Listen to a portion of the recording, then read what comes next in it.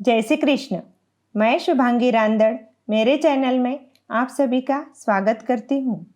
आज मैं आपको भगवद गीता जैसे महान ग्रंथ के अध्यायों का स्मरण सरल हिंदी भाषा में अवगत कराने का प्रयास कर रही हूँ। ओम श्री परमात्मने नमः। ओम नमो भगवते वासुदेवाय। 5वां अध्याय, कर्म संन्यास योग।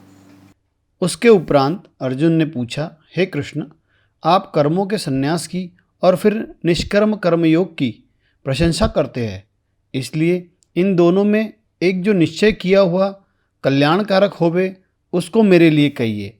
इस प्रकार अर्जुन के पूछने पर श्री कृष्ण महाराज बोले, हे अर्जुन, कर्मों का संन्यास अर्थात मन, इंद्रियों तथा शरीर द्वारा होने वाले संपूर्ण कर्मों में कर्तापन का त्याग और निष्काम कर्मयोग अर्थात समत्व बुद्धि से भगवत अर्थ कर्मों का करना, यह दोनों ही परम कल्याण के करने वाले हैं। परंतु उन दोनों में भी कर्मों के संन्यास से निष्काम कर्मयोग साधन में सुगम होने से श्रेष्ठ है।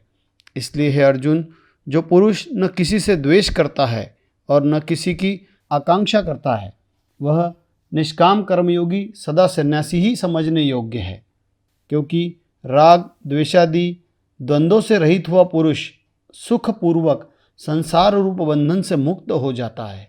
हे अर्जुन, ऊपर कहे हुए संन्यास और निष्काम कर्मयोग को मूर्ख लोग अलग अलग फल वाले कहते हैं, न कि पंडित जन, क्योंकि दोनों में से एक में भी अच्छी प्रकार स्थित हुआ पुरुष दोनों के फलरूप परमात्मा को प्राप्त होता है। ज्ञान योगियों द्वारा जो परमधाम प्राप्त किया जाता है, निष्काम कर्मयोगियों द्वारा भी वही प्राप्त किया जाता है। इसलिए जो पुरुष ज्ञान योग और निष्काम कर्मयोग को फल रूप से एक देखता है, वही यथार्थ देखता है। परंतु हे अर्जुन, निष्काम कर्मयोग के बिना संन्यास अर्थात मन, इंद्रियों और शरीर द्वारा होने वाले संपूर्ण कर्मों में कर्तापन का त्याग प्राप्त होना कठिन है, और भगवत स्वरूप को मनन करने वाला निष्काम कर्मयोगी परब्रह्म परमात्मा को शीघ्र ही प्राप्त हो जाता है। वश में किया हुआ है शरीर, जिसके ऐसा जितेंद्रिय और विशुद्ध अंतकरण वाला एवं संपूर्ण प्राणियों के आत्मरूप परमात्मा में एक ही भाव हुआ निष्काम कर्मयोगी कर्म करता हुआ भी लिपायमान नहीं होता। हे अर्जुन, तत्व को जानने वाला सांख्य योगी तो देखता हुआ, सुनता हुआ, स्पर्श करता हुआ, सूंघता हुआ, भोजन करता हुआ, गमन करता हुआ, सोता हुआ, श्वास लेता हुआ, बोलता हुआ, त्यागता हुआ, ग्रहण करता हुआ तथा आँखों को खोलता और मीचता हुआ भी सब इंद्रियों अपने अपने अर्थों में बरत रही है। इस प्रकार समझता हुआ निसंदेह ऐसे माने कि मैं कुछ भी नहीं करता हूँ।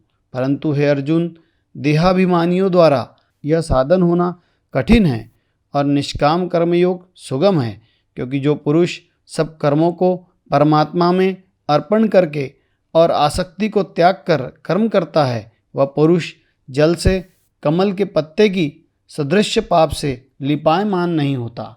इसलिए निष्काम कर्मयोगी ममत्व बुद्धि रहित केवल इंद्रिय, मन, बुद्धि और शरीर द्वारा भी आसक्ति को त्याग कर अंतकरण की शुद्धि के लिए कर्म करते हैं। इससे ही निष्कर्म योगी कर्मों के फल को परमेश्वर के अर्पण करके भगवत प्राप्ति रूप शांति को प्राप्त होता है, और सकामी पुरुष फल में आसक्त हुआ कामनाओं के द्वारा बनता है। इसलिए निष्काम कर्मयोग उत्तम है। हे अर्जुन, वश में है अंतकरण जिसके, ऐसा सांख्य योग का आचरण करने वाला पुरुष तो निसंदेह न करता हुआ और न करवाता हुआ 9 द्वारों वाले शरीर रूप घर में सब कर्मों को मन से त्याग कर अर्थात इंद्रियों के अर्थों में बरतती है। ऐसे मानता हुआ आनंदपूर्वक सच्चिदानंद घन परमात्मा के स्वरूप में स्थिर रहता है। परमेश्वर की भूत प्राणियों के न कर्तापन को और न कर्मों को तथा न कर्मों के फल के संयोग को वास्तव में रचता है, किंतु परमात्मा के सकाश से प्रकृति ही बरतती है, अर्थात गुण ही गुण में बरत रहे हैं।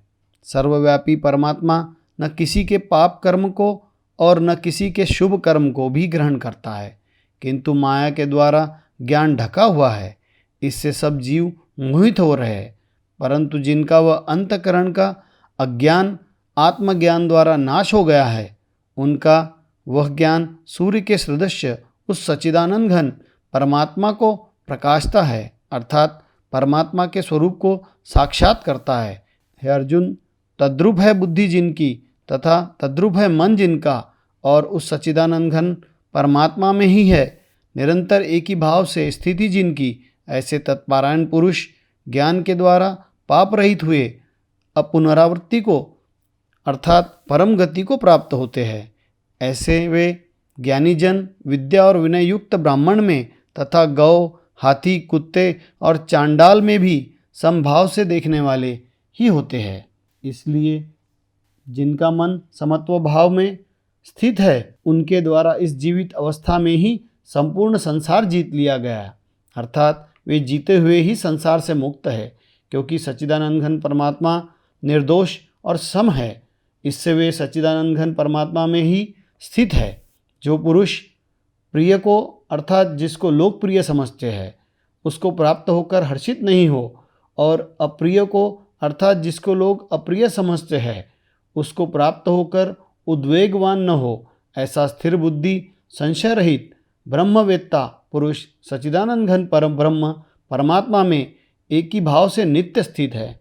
बाहर के विषयों में अर्थात सांसारिक भोगों में आसक्त रहित अंतकरण वाला पुरुष अंतकरण में जो भगवत ध्यान जनित आनंद है उसको प्राप्त होता है, और वह पुरुष सच्चिदानंद घन परब्रह्म परमात्मा रूप योग में एक ही भाव से स्थित हुआ अक्षय आनंद को अनुभव करता है।